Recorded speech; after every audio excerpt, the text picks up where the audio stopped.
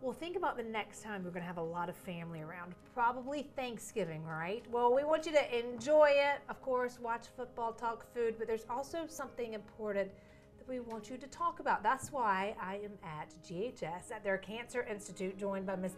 Gail Stapleton, a genetics counselor. Thanks for inviting us into your office today. Sure, thank you for coming. Okay, when we think Thanksgiving, we think that's probably a time there's a lot of people in town. So the Surgeon General was on to something, because what did they kind of make Thanksgiving? Right, Thanksgiving is National Family History Day. It's important to know your family health history for your own health management.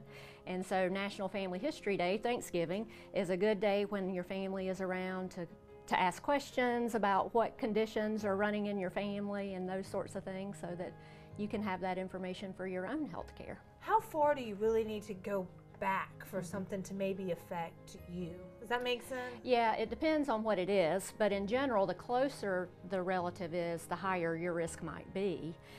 So if you have a parent with a certain condition, your risk might be a little higher than if it were your uncle or your cousin, for example. And if you have more than one person in the family with the same condition as well, that's important to know. Now, we focus here mainly, on cancer. I mean, that's why we're at the Cancer Institute. Let's say someone comes in and does like a genetics test. What does that entail? How does that work? The first thing we would do if somebody came here is get a complete family history. We go back 3 generations, so we ask about that person, their brothers and sisters, their parents, aunts and uncles, first cousins, and grandparents. And we ask about what types of cancers there are in the family, how old those people were when they were diagnosed. And we also ask about that person's personal medical history to see if there are any clues there. And then we talk about genetic testing, what makes sense given what their family history is, and go over the options for testing. We can test for a lot of different genes now that predispose to hereditary cancer, so a lot of times we're testing for a lot of genes at one time. Even if we don't find a hereditary cancer mutation in a family, someone's risk still might be higher if they have a family history of cancer, because families share genetics, but they also share environments, lifestyle factors.